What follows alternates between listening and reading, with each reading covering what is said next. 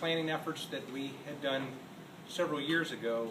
When we went through the destination ucity process, while we mapped out what was going to be accomplished during that Prop U of 2009, we also did a facility master plan scoping out what other projects need to be accomplished throughout time and throughout other bond issues and other initiatives, so that we were moving our facilities in the right direction to accomplish and to meet our needs, and at the same time making sure that what we do in a wise way, so we're not going back over and tearing things out that we had just done. So again, the idea is to have that strategy so that we have a clear roadmap of where we're going and do it in a sensible way to where we don't waste resources. So that's kind of a key thing.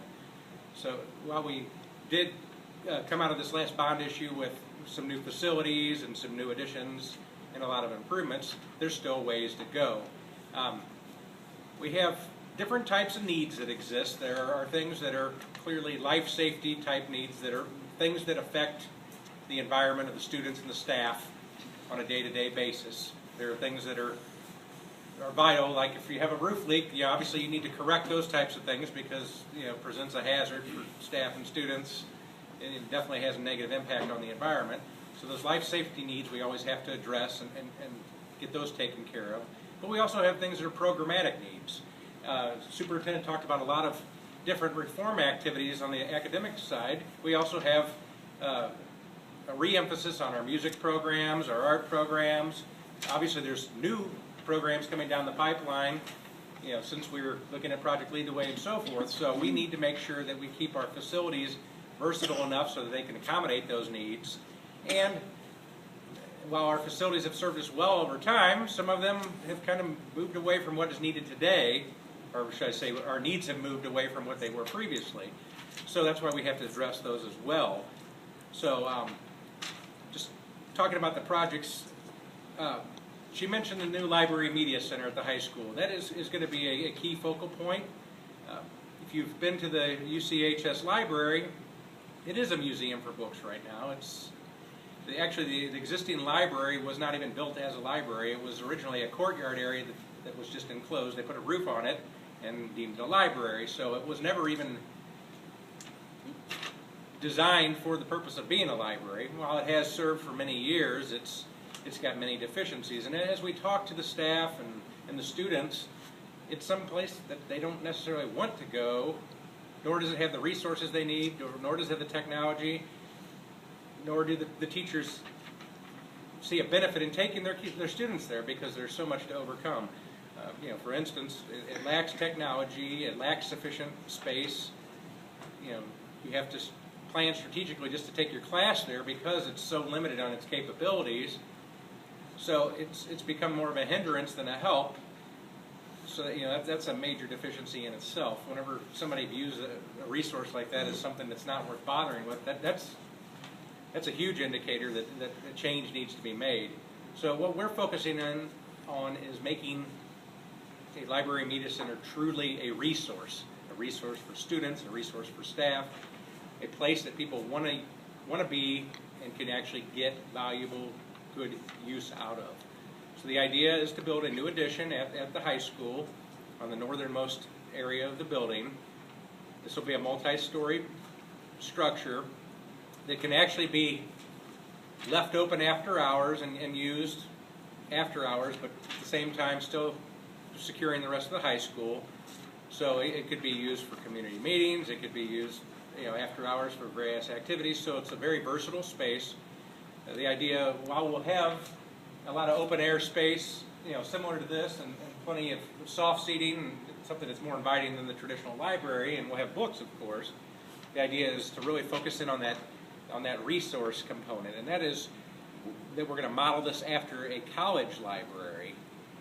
And the key there is having some really good versatile spaces within. So aside from individual study areas, a big focal point is having group study and group work areas. That's where, let's just pretend this table here, you guys are working on a research project for class. I mean, these are some of the things that we would have in place here. We would have to where you're working on a project together.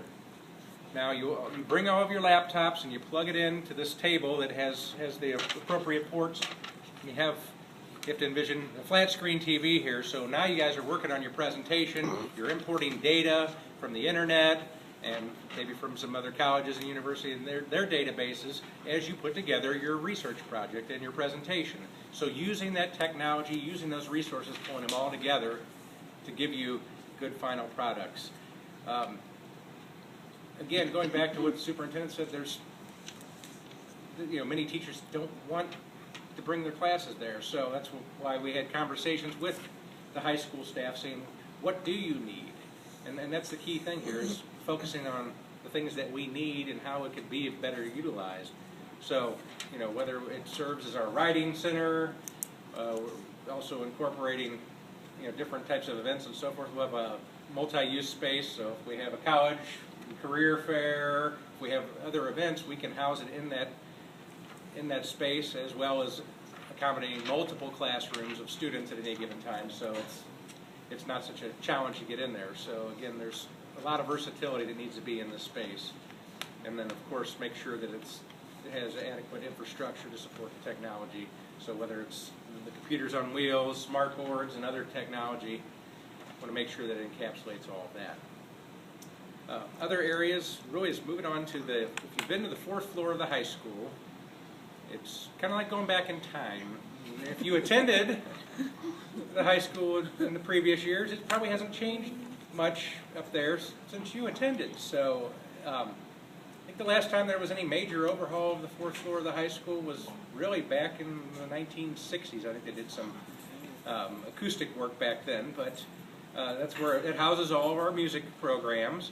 And music is an area, it's a focal point that the district's trying to breathe some life into. So if you've noticed, there's been an enhancement to the music program at the elementary level. Even here at Brittany Woods, we need to make sure, we need to make sure that we have adequate facilities at the high school level, as we have these kids coming up, through the various levels, so that we have adequate spaces for them. So what we're doing is working with our music instructors to make sure that the space is sufficient for what their needs are. And that's what we've identified, is that there's many deficiencies in the room that are not meeting those programmatic needs. So the idea is to reconfigure the space to make it versatile enough to accommodate those needs. Of course, update the infrastructure, improve lighting and sound and the aesthetics as well. Have adequate storage, practice rooms, and so forth to help support those programs and the growth that we have, coming down the pipeline. So that is another key focal point of this bond issue. Now the less glamorous stuff. You don't like to hear about this stuff, but we have gymnasium roofs that leak. And when I say they leak, if it's raining outside, if you're inside, you're going to see the leak as well. So we've had some basketball games, and Mr. Macklin can attest to this, where we actually have to station people around the gym floor just to capture the leaks so that nobody slips and falls. So these are things that have to be addressed. Unfortunately, the gymnasium roofs are clay tile roofs, so we have to literally rip everything off in order to get down underneath, correct all the problems, and then we're going to go back with a different roof style over the top of it. Again, going with a metal roof, so it'll be a long-term roof that will last a long term, but at the same time, we can get down to the deficiencies and correct them. Moving throughout the athletic areas is another focal point. Our athletic areas have not had much attention at all because the rest of our buildings had so many things that were bad in the classroom areas that we never got to the athletic areas. But athletics are important to the whole school experience as well. In addition to the academic side of things. So it's time that we take care of some of those deficiencies and make some definite upgrades. So, for instance, the gymnasiums, if you've been in there in the wintertime, it's kind of cold, and when you go in there in the summertime, it's stifling hot. We're going to address the heating and cooling there so that we'll have heating and cooling in all of our gymnasiums, at the high school. And then we're going to get some ventilation in the locker rooms and the areas such as the dance studio, which haven't been touched in a long time. Addressing the conditions in the dance studio is a prime example. Right now we have an old wood floor that the dancers will actually get splinters in their feet from dancing on the dance studio floor. So we're going to get the appropriate floor that they can use not only in the dance studio, it's actually a mobile floor that they can also take to to the main auditorium when they do a performance, or then we can use that floor up there as well. So it gives them the optimal environment, giving them the appropriate mirrors and bars and so forth in the dance studio, repairing outdated locker room fixtures and so forth, kind of revamping some of the athletic office space as well, and storage so they could be used more efficiently as well.